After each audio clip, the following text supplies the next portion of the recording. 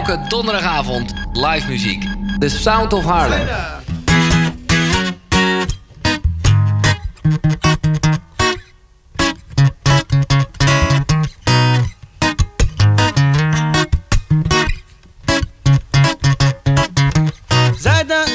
Zijden, je zei nooit waarom.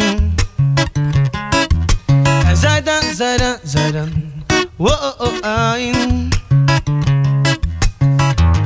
ja, ik weet nog goed, toen ik om het perfecte meisje vroeg. En een dag later begon jij net praten op Facebook. En ik kon het eventjes niet meer volgen. En ik kon er eventjes niet meer bij. Hoe kon zo'n mooi meisje zoveel gemeen hebben met mij? Want we hielden van dezelfde muziek, hadden dezelfde optiek over de vele vragen van het leven. Je sprak de Franse taal, je had het allemaal, helaas duurde het maar even. Want zij dan, je zei nooit waarom dit niet werken gaat.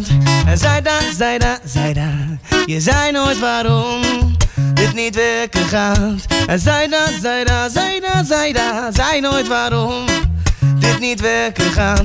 En zij dan, je zei nooit waarom. En sowieso lag het ook wel aan mij. Perfecte meisje, maar op de verkeerde tijd. Ik wist niet wat ik van de wereld wilde. Ik wist het pas toen ik deze kansen speelde. Want ik weet dat ik een lul was, geen cadeau op je verjaardag, altijd skeer. En ik gaf je misschien veel te weinig aandacht. Ik kan ook wel begrijpen dat je mij niet meer wil. Maar de echte reden blijft voor mij nog altijd uit beeld. Want zij dan, je zei nooit waarom dit niet werken gaat. Zij dan, je zei nooit waarom dit niet werken gaat. En zij dan, zei nooit waarom dit niet werken gaat. En zij dan, je zei nooit waarom.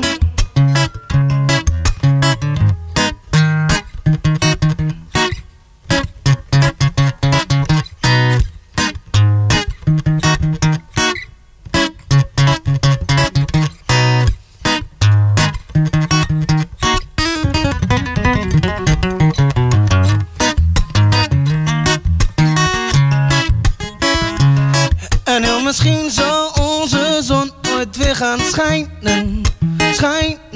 En dan ben ik terug bij jou. En dan ben jij weer de mijne. En heel misschien zal onze zon ooit weer gaan schijnen. En dan ben ik terug bij jou. En dan ben jij weer de mijne. Maar zij dan, nunca botsem porque qu'est-ce que tu t'es binda? Zaida, t'as n'as jamais dit pourquoi ça ne va marcher pas. Ça ne va marcher pas.